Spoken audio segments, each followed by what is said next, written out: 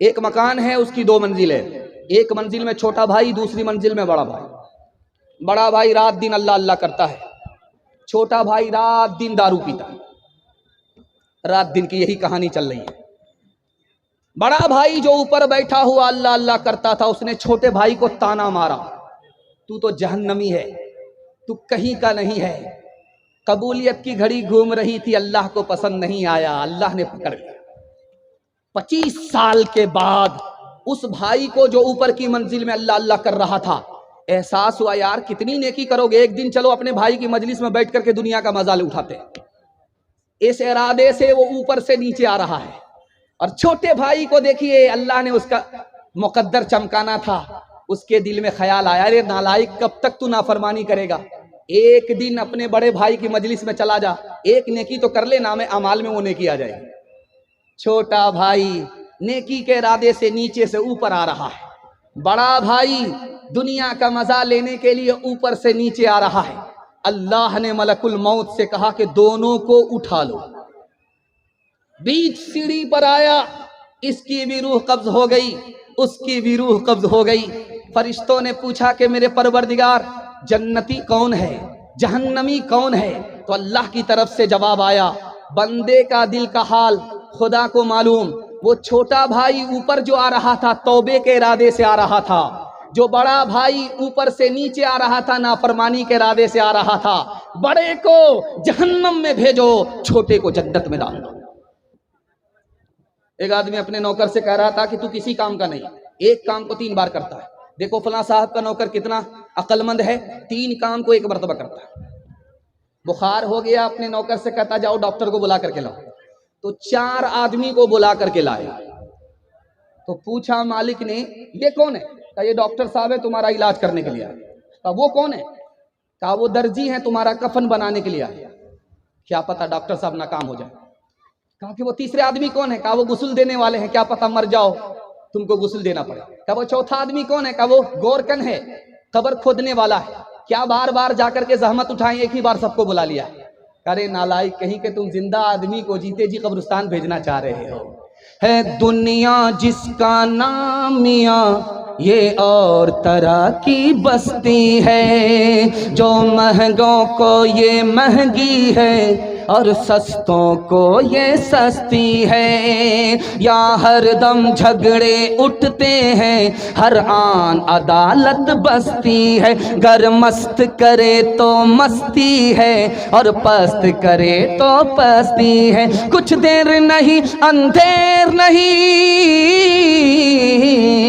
کچھ دیر نہیں اندھیر نہیں، انصاف اور عدل پرستی ہے۔ اس ہاتھ کرو اس ہاتھ ملے یا سودا دست بدستی ہے۔ اس ہاتھ کرو اس ہاتھ ملے یا سودا دست بدستی ہے۔ چھوٹے چھوٹے بچے بیٹھے ہیں، میں دل سے دعا کرتا ہوں اللہ آپ کے بچے کو علم ہنر سے مالا مال فرمائے۔ بچوں کے حوالے سے آپ کو میں ایک تجربے کی بات بتانا چاہ رہا ہوں۔ آپ اپنے بچے کو اچھا کپڑا پہنا رہے ہیں، بچہ بھول جائے گا، یاد نہیں رکھے گا۔ آپ اچھا کھانا کھلا رہے ہیں، بچہ بھول جائے گا، یاد نہیں رکھے گا۔ آپ اچھے مکان بنا کر کے اپنی اوقات کو بیچ باچ کر کے اچھا سے اچھا مکان بنا رہے ہیں، بچہ احسان یاد نہیں رکھے گا، بھول جائے گا۔ ایک احسان کر دیجئے، یہ تجربہ ہے، کتابوں میں لکھا ہوا ہے، زندگی بھر آپ کا بچہ آپ کے احسان کو یاد رکھے گا۔ آپ جاہل ہیں کوئی فرق نہیں پڑتا، اپنے بچے کو پڑھا لکھا دیجئے، زندگی بھر احسان یاد رکھے گا۔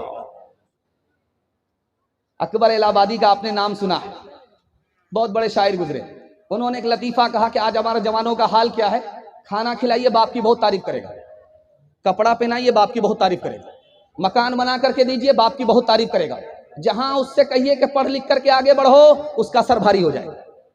ٹھیک کیسے؟ جیسے مجنو پڑھا لکھا نہیں تھا، جاہل تھا، لیلا پڑھی لکھی تھی، جاہل نہیں تھی، تو لیلا کی ماں نے کہا مجنو سے ہم اپنی بیٹی کا نکاح تم سے نہیں کریں گے، تم جاہل ہو، تم کو اسکول میں پڑھ لکھ کر کے نام روشن کرنا پڑے گا، تب لیلا کا نکاح تم سے ہوگا۔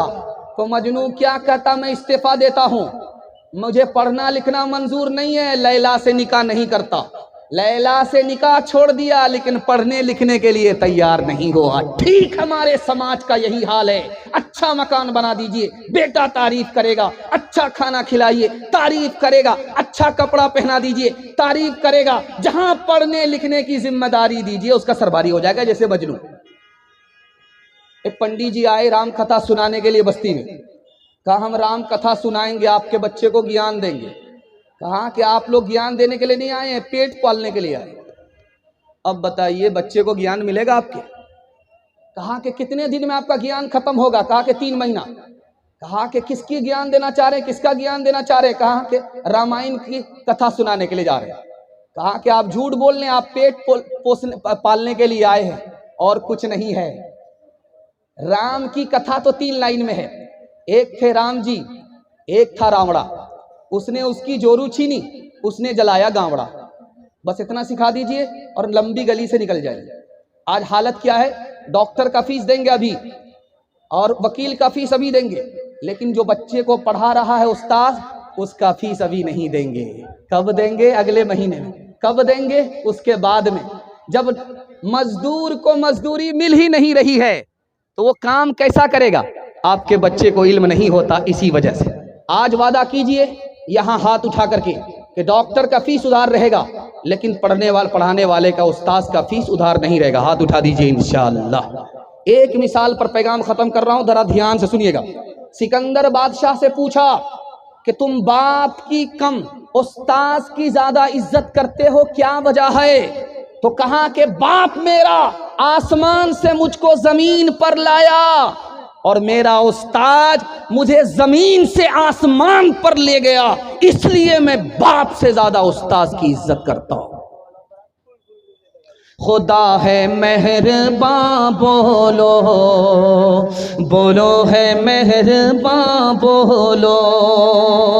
اے اہل وطن جان وطن بن کے دکھا دو، اس خاک کے ذرے کو بھی انسان بنا دو. انسان وہ ہے علم کی ہو جس میں تجلی، حیوان کو کبھی علم ملا ہو تو بتا دو.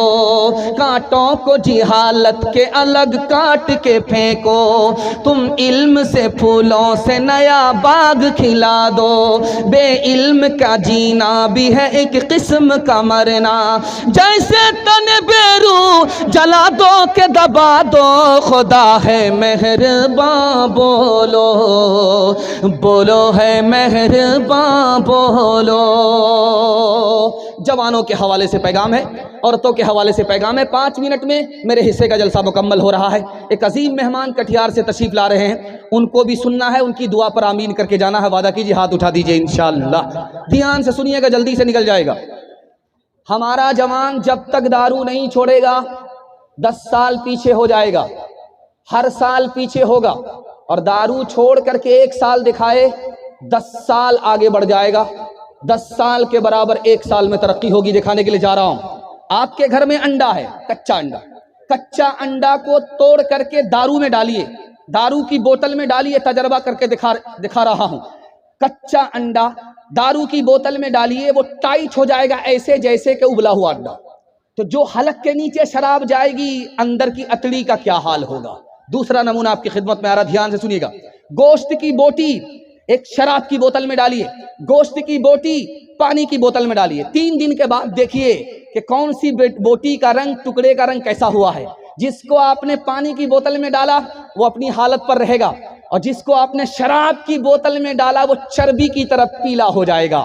ٹھیک جب شراب کی گھونٹ حلق کے نیچے آتی ہے تو اتڑی تباہ ہو کر کے زرد پڑ جاتی ہے جیسے جونڈس کی بیماری ہو.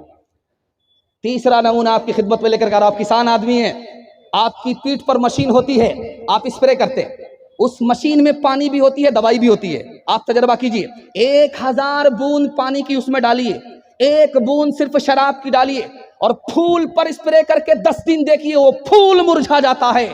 جب گلاس کی گلاس شراب اندر جائے گی تو اندر کا حال کیا ہوگا. اس لیے میں اپنے جوانوں سے ہاتھ جوڑ کر کے کہتا ہوں، دارو کو چھوڑ کر کے 1 سال دکھائیے. میں مسند رسول پر بیٹھ کر کے گارنٹی لیتا ہوں 10 سال کے برابر ترقی ہوگی.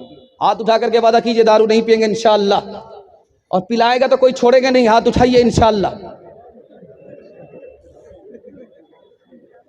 جو عقل خریدی کی کھوٹی اس نے اچھے اچھوں سے چھینی ہے روٹی اس نے اچھے اچھوں سے چھینی ہے روٹی اس نے مستوں پہ شرافہ کا مستی لائی